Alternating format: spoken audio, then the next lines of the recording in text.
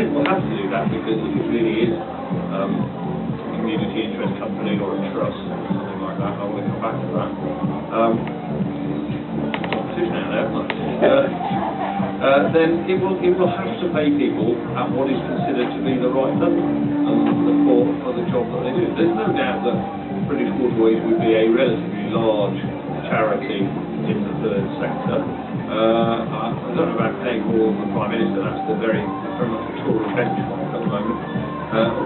But you know, it would be large. But having looked at something like the National Trust, for instance, their Director General, their Chief Executive, is paid in the order of, I think, about 180,000, something like that. So still a very substantial amount of money by anybody's standards.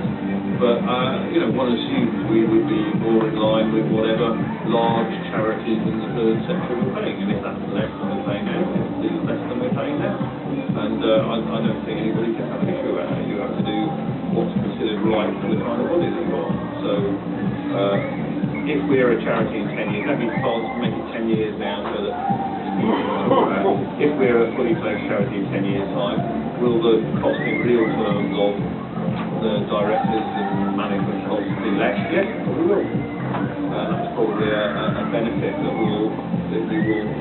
charities can recruit good people to run what are very expensive organisations managing very difficult assets. You were at an asset meeting, and organisations that have to take still a lot of commercial risk, even as charities.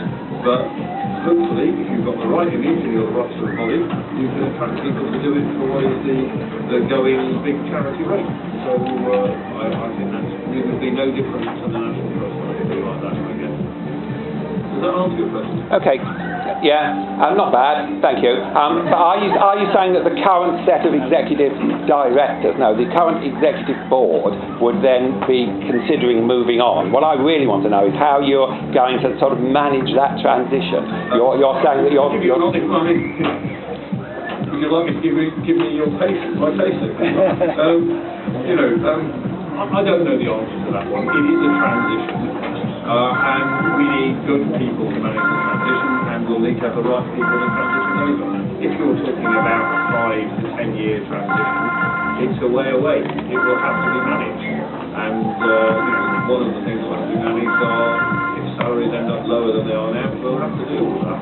And frankly, since you're talking about actually quite a small number of individuals, 7 or 8 individuals, it probably have to be managed on an individual basis. And you know, everybody's at different age, has different ambitions. Some people will move on anyway in the next 10 years, some people will retire, and if there are some people who have salary has to be transitioned downwards, then no doubt that must happen as well. So I think you know it's something that can be managed because it's not happening overnight.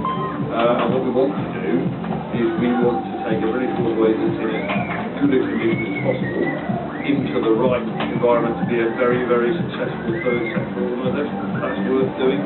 It's probably, I find worth paying people to make it work. So I've tried to answer your question as openly as I can, and the answer to the last part was I don't know, but it has to be managed.